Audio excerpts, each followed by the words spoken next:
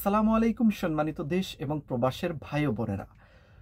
Doctor Yunus সরকার আসার পর থেকে আমরা একটা বিষয় নিয়ে বারবার কথা বলেছি এবং এই বিষয়টা খুবই গুরুত্বপূর্ণ। 2025 সালে অন্তত 50 লক্ষ মানুষকে ডক্টর ইউনূসের উচিত বিদেশে বিনা টাকাতে প্রেরণ করা, অথবা 1 থেকে 1.5 লাখ টাকা খরচ করে বিদেশে প্রেরণ করা সরকারি খরচে।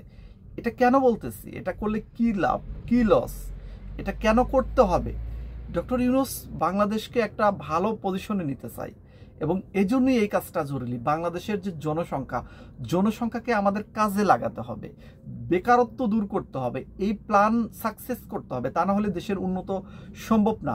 একটি দেশ তখনই উন্নত সাধন করবে যখন বৈদেশিক মুদ্রা বেশি হবে, এটা আপনারা সবাই জানেন।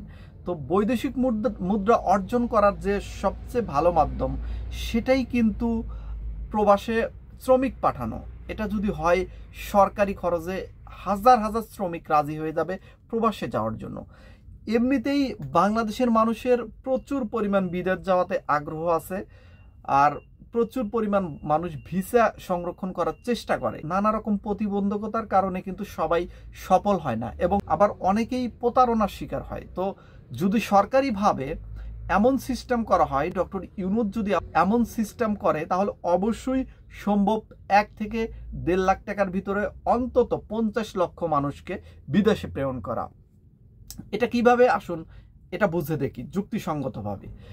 যদি ডক্টর ইউনূস যে কোনো দেশে, হতে পারে সৌদি আরব, কুয়েত, মালয়েশিয়া, দুবাই, অথবা মধ্যপ্রাচ্যের যে কোনো দেশ, অথবা ইউরোপের যে কোনো দেশ, অথবা জাপান, মানে যে কোনো দেশেই যদি ডক্টর ইউনূস তাদের সরকার প্রধানকে ফোন দিয়ে বলে যে আমার দেশে ভিসা লাগবে, তোমরা ভিসা দাও। একটা বিষয় মনে রাখবেন, বাংলাদেশি শ্রমিকদের নেওয়ার জন্য প্রত্যেকটা দেশের আগ্রহ আছে, কারণ বাংলাদেশের মানুষ পরিশ্রমী বেশি, বিদেশে এসে বেশি পরিশ্রম করে বাংলাদেশি মানুষ, ফাঁকি দেয় কম, চালাক চতুর বেশি। আর বাংলাদেশের মানুষের একটি সমস্যা আছে বিদেশে আসার ক্ষেত্রে, সেটা হলো কাজ না জেনে তারা আসে, যার কারণে নিম্ন পর্যায়ের কাজগুলো কিন্তু করতে হয়। তাই ডক্টর ইউনূস সরকারের উচিত প্রত্যেকটা দেশ থেকে ভিসা সংরক্ষণ করে এবং যে লোকগুলোকে সেই ভিসাতে পাঠাবে সেই লোকগুলোকে ট্রেনিং করানো, অন্তত 3 থেকে 6 মাস একটি কোর্সে ট্রেনিং করালে সেই মানুষগুলো কিন্তু দক্ষ হয়ে যায়। হতে পারে সেটা ড্রাইভিং সেক্টর, ইলেকট্রিশিয়ান হিসেবে, ইলেকট্রিশিয়ান লেভেল 1 এর যে ট্রেনিং সেটা 6 মাসই হয়ে যায়, অথবা ওয়েল্ডিং এর ট্রেনিং, অথবা যে কোনো বিষয়ে বাংলাদেশে যে টিটিসি আছে অথবা যে বিদেশি সংস্থাগুলো আছে সেখান থেকে, মানে সরকারিভাবে কিন্তু এই ট্রেনিং সিস্টেমটা চালু করা যাবে এবং সফলভাবে ট্রেনিং করানো যাবে। এবং এই ট্রেনিং করানোর পরে যদি বিদেশে যে কোনো দেশ থেকে ডক্টর ইউনূস ভিসা চাই, উদাহরণস্বরূপ সৌদি আরবে ফোন দিয়ে বললো আমার 50,000 ভিসা দরকার, সৌদি আরবের সরকার কিন্তু ডক্টর ইউনূসকে না করতে পারবে না। অনুরূপ কুয়েত, অনুরূপ মালয়েশিয়া, দুবাই বা ইউরোপের যে কোনো দেশ, মানে যে কোনো দেশ এক কথায়, যদি তাদের রাষ্ট্রপ্রধানকে ফোন দিয়ে বলে যে আমার দেশে ভিসা লাগবে এবং সেই দেশেরও কাজের লোক লাগবে, তাহলে কি হবে? উভয় দেশেরই উপকার হবে। যে সেই দেশ থেকে যদি ভিসাটা দেয়, ধরেন 50,000 ভিসা সৌদি আরব দিল, তখন কি বললো, সেখানে কিছু ভিসা আছে ইলেকট্রিশিয়ান, কিছু ভিসা লেবার, কিছু ভিসা ক্লিনার, কিছু ভিসা দর্জির কাজ, কিছু ভিসা মার্কেটিং, কিছু ভিসা সরকারি গভর্নমেন্টের, কিছু ভিসা কম্পিউটার অপারেটিং, মানে এরকম ভাগ ভাগ থাকবে। কিন্তু তখন কি হবে যে ওই ভিসাগুলোতে কতজন, মানে কোন সেক্টরে কতটা ভিসা সংরক্ষণ হলো, ওই হিসাব করে ততগুলো লোক নিয়ে আমরা ট্রেনিং করিয়ে কিন্তু বিদেশ প্রেরণ করতে পারি। এটা সরকারিভাবে মাত্র 1 থেকে 1.5 লাখ টাকা খরচ হবে। এখানে সরকারের লাভ হবে কি?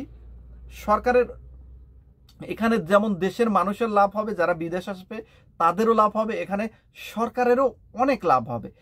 যে মানুষগুলো বিদেশে আসবে সেই মানুষগুলো কিন্তু অবশ্যই বৈধ পথে রেমিটেন্স পাঠাবে এবং বৈধ পথে রেমিটেন্স পাঠানো মানে বাংলাদেশ হুড়হুড় করে উন্নত সাধন করবে, দেশের অর্থনৈতিকভাবে উন্নত সাধন করবে।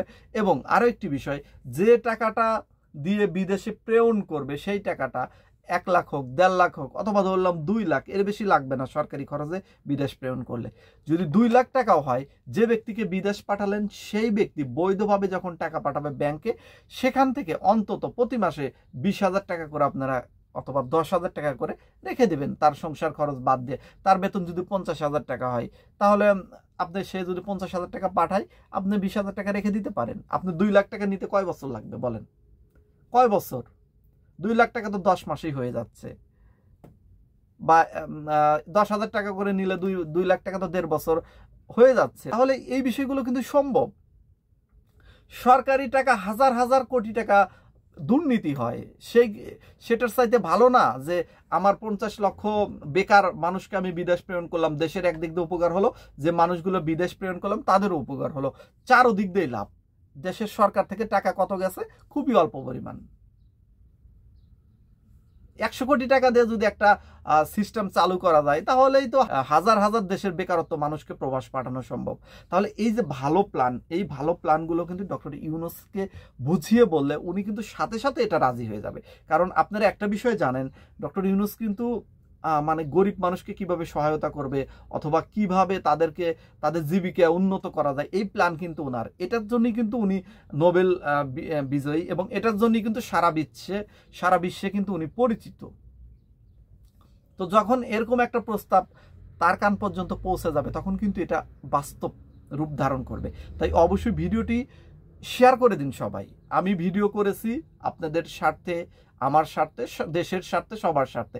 আর আপনাদের উচিত ভিডিওটি সবার মাঝে শেয়ার করে এমনভাবে শেয়ার করেন যেন সরকারের ঊর্ধ্বতন কোনো কর্মকর্তার কান পর্যন্ত পৌঁছে যায়, এই বিষয়টি নিয়ে যেন সরকার মহল পর্যন্ত কথা চলে যায়। এবং তাহলেই কেবল এই বিষয়টি নিয়ে কিন্তু কাজ করা সম্ভব। এটা কিন্তু খুবই পজিটিভ একটা বিষয়, এমন না যে এটা সম্ভব না, অসম্ভব কোনো বিষয় না, খুবই যৌক্তিক, খুবই সম্ভব এই কাজটি। অন্তত প্রতি মাসে ধরলাম প্রথম মাসে 1 লক্ষ মানুষকে পাঠালো, দ্বিতীয় মাসে 1 লক্ষ, এরকম করেও যদি মাসে মাসেও যদি তারা নির্ধারণ করে ভিসাগুলো সংরক্ষণ করে, সেটাও কিন্তু সম্ভব। তারা একটা প্ল্যান করলো, প্ল্যান করে ধীরে ধীরে লোকগুলো পাঠালো, সেই লোকগুলোর থেকে আবার ঠিকই টাকা ফেরত পেলো, দেশের টাকা দেশে থাকলো, আবার বিদেশ থেকে রেমিটেন্স চলে গেল, চারদিক দিয়েই কিন্তু লাভ। এটা সরকারের লাভ হবে, সাধারণ জনগণেরও লাভ হবে। তাহলে এরকম ভালো উদ্যোগকে আমরা অবশ্যই সবাই সাপোর্ট করব, তাই না?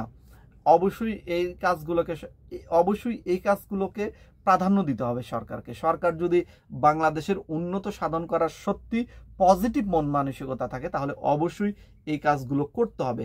শুধু প্রবাসীদের বিষয়গুলো না, দেশের প্রত্যেকটা প্রতিষ্ঠানের বিষয়, আমার বাংলাদেশের যারা কৃষি খাতে কাজ করে তাদের সুযোগ সুবিধা বৃদ্ধি করতে হবে, প্রত্যেকটা সেক্টরে সরকারিভাবে সুযোগ সুবিধা বৃদ্ধি করতে হবে এবং দেশের দুর্নীতি, অর্থ পাচার এগুলো একদম চিরতরে বন্ধ করতে হবে। তাহলেই কেবল বাংলাদেশ সিঙ্গাপুর হওয়া সম্ভব, বাংলাদেশ হুড়হুড় করে উন্নতর শিখরে পৌঁছে নেওয়া সম্ভব। আশা করি এই বিষয়গুলো সফলভাবে কাজ হবে এবং সরকার পর্যন্ত এই কথাগুলো পৌঁছে যাবে। আজকের মতো বিদায় নিচ্ছি, সবাই ভালো থাকবেন, আল্লাহ হাফেজ।